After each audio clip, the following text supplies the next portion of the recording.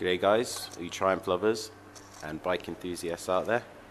It's going to be a short video showing how to change the standard headers on the Triumph Bonneville into the Trek bike parts 2-in-1 tracker exhaust system, which I have here. Now, as you can see, I've been spraying it black. This requires a very high temperature ceramic based paint. I can put a link in the description that shows you where you can get this, what kind of paint you need. But as you can see, currently I've got the standard stock chrome exhaust on there. I don't particularly like the colour. I don't think it works with the bike that well, so I'm going to put on some new exhaust that will hopefully give it a better finish. This isn't going to be a how-to video. There are much better videos on YouTube out there that will show you how to do this much better than I can explain. And if you are thinking of ordering these parts, the instructions that it comes with are pretty good. You can also see in the description of the instructions there's some videos that they direct you to. What I'm going to try and show you is how you might find this if you're an amateur mechanic, or if you've not got much experience working on bikes. I'm just going to talk you through things that might be a bit difficult to change. Or anything like that. So I'll just do clips of stages as I go through. So I'm going to get cracking. So as you can see, I've got everything stripped off now. 2 header pipes are off. Just a matter of following the right instructions, making sure you got all the tools. And as you can see, these bikes do look amazing when you've got everything stripped off. Apart from the chain guard, this side is pretty much naked, and you can see just how amazing these bikes are. So just to flag a couple of things that surprised me a little bit during the process. These bolts here, I'm going to point out, that secure the driver footrest and rear brake assembly. So for those, you're going to need an 8mm Allen key. And the thing is, most Allen key sets that you buy, especially ones that come in a group of sets, they won't have an 8mm on. So you'll need to look for a separate part for that particular Allen key, especially if you want to put it on a socket wrench. You can buy them separately, but it's an unusual size.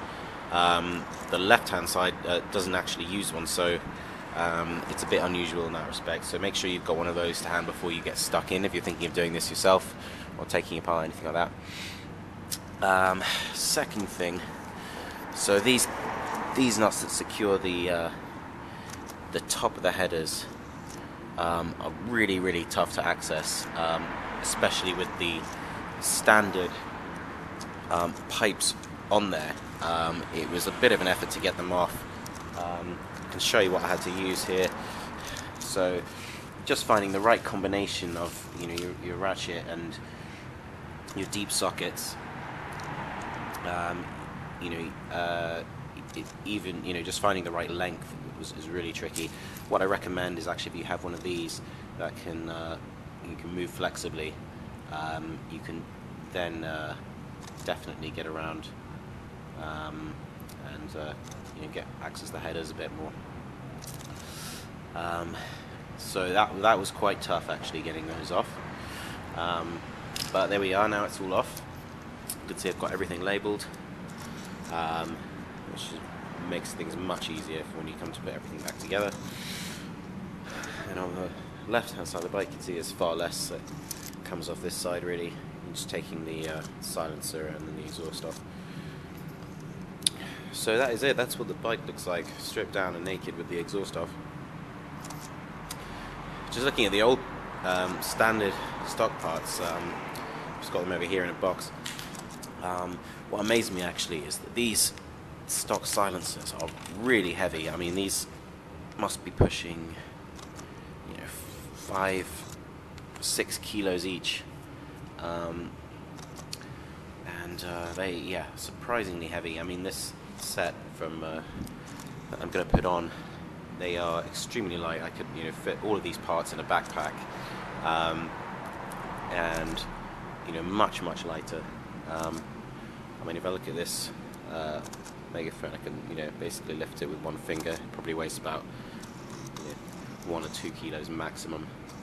The other part's about the same, so you're really saving a lot of weight,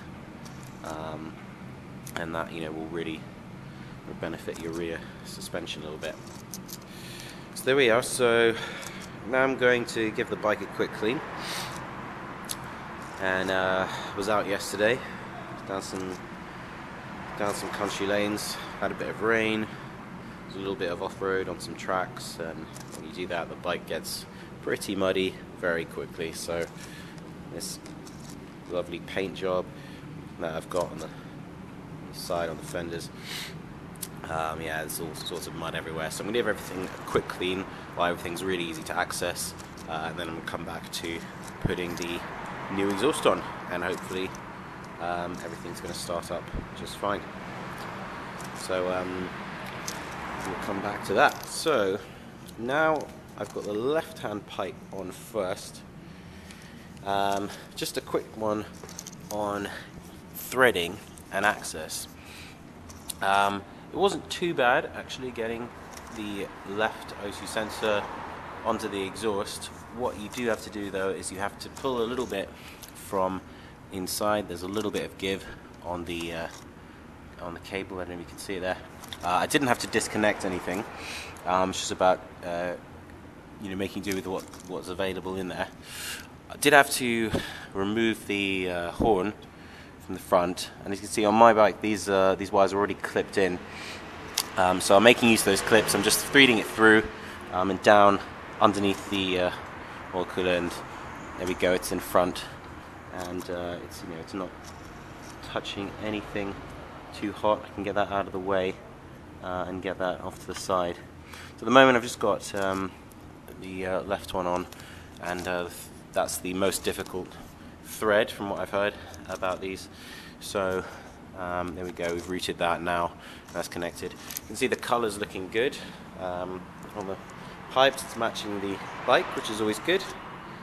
And let's put the other one on, see how it all stands out. Now you can see I've got the 2-into-1 pipe fully on there, and doesn't that just look great? The paint is an exact match to the fuel tank paint, and it's looking really good on there. Now the final assembly was not without its difficulties. One thing I'll point out in particular was this little thing. This is a real bastard when you're trying to fit these headers on. Doing this process again, I would definitely suggest that before you put the new headers on, you loosen that and squeeze it down here as far as you can. It's actually a 24mm socket, which is larger than you'll get in most sets. If you've got a tool set like I did, the chances are it's going to be bigger than a socket that you'll have for a socket wrench. So I just ended up using a spanner, but I had to take off the headers again to be able to access that, because once these are in place, chances are you won't be able to access that through anything you've got. So that was a little tricky and a bit annoying, to be honest. So I definitely recommend adjusting that while everything's off the bike. Just on the assembly, getting these two things together, if you've painted your headers like I have, you've got to be quite careful, because if you're banging around with stuff, the chances are you're going to chip some paint. So and that happened in a couple of places for me. So what I've had to do is, while everything was still on the bike, I've just put newspaper around everything and given things a little bit of a touch up. As long as you do it in a large enough area and you don't spray too heavily, you can keep it consistent, and you can basically get that looking good. Any other difficulties? So this join here, where the midway section of the pipe, it's quite difficult to get that in a perfect fit. What you'll find is that you might have the two pipes at a slightly different angle, which makes it really difficult to bring them in fully home. They're on pretty tight, even if one of them isn't as fully home as it could be. But you know, it's on there tight enough so that the rest of the assembly fits in pretty well. And as you can see, it all matches up and it's all adjusting. So, right. And then one last thing you have to do is there is a little spacer that you get to put on the left side so that you stop the kickstand banging against the frame. I recommend putting that as close to the kickstand bolt as you can, so that as soon as that closes, that starts to squeeze against there and you avoid the clanging sound. You're not going to damage the frame or anything. So that's that, and then all there is, you know, else on the left side is put the passenger footrest down. And that's it, really. So there we are. Right, now for the stuff you really want to hear.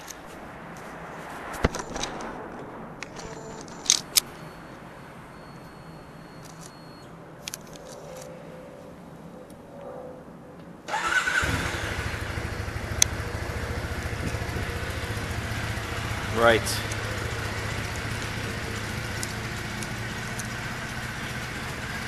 Now already you can hear that's a pretty deep growl we've got going on, which is excellent.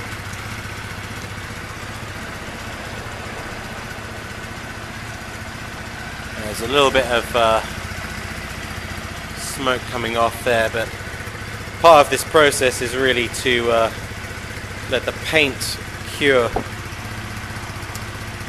and that paint needs to sit idle with the temperature baking up for about 10 minutes. And that's part of the curing process. This paint needs to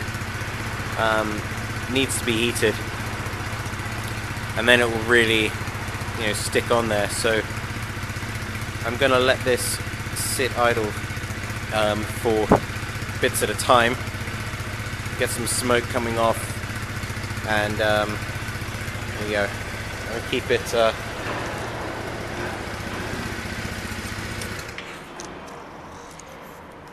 it calm.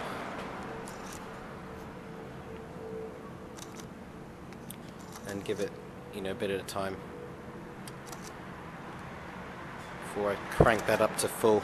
So if you're following the instructions from the paint, what I'll tell you is that you need to leave the engine sitting idle for about 10 minutes and then turn it off, and then 10 minutes on, and then go up to medium speeds before you give it the beans. And what's happening, I don't know if you can see it, but this basically different sections of the pipe will give off smoke at different times. So, and you'll see the color changes, different parts heat up. So first, if it was right at the top of the headers, and as the different particles sort of burn off and heat off, that will move down the pipes. It's a little bit hair-raising at first because it looks like your bike's about to explode, but you can see now I'm down to about here where the intersection is. You can see the color is slightly shiny in that middle section. So those different sections will then get the full heat. And yeah, when you first turn that ignition, you really want to be in a well ventilated space, I can tell you, because that paint will give off a lot of smoke initially. So that's that. Let's just wait a few more minutes for that to settle in, and then I'll give you some better sound of the. So it looks like it stopped smoking now. It looks like that's fully cured in.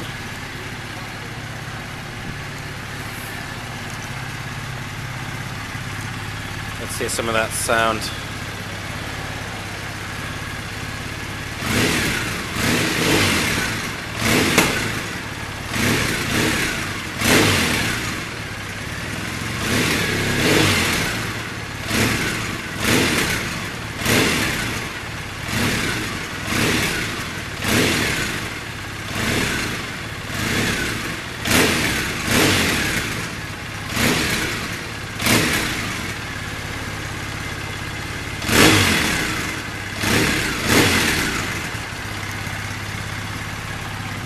there we have it. So that is the full installation.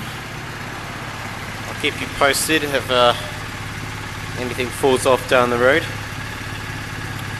But there we are. Hope you enjoyed. Thanks for watching. Let me know if you have any questions below. Cheers.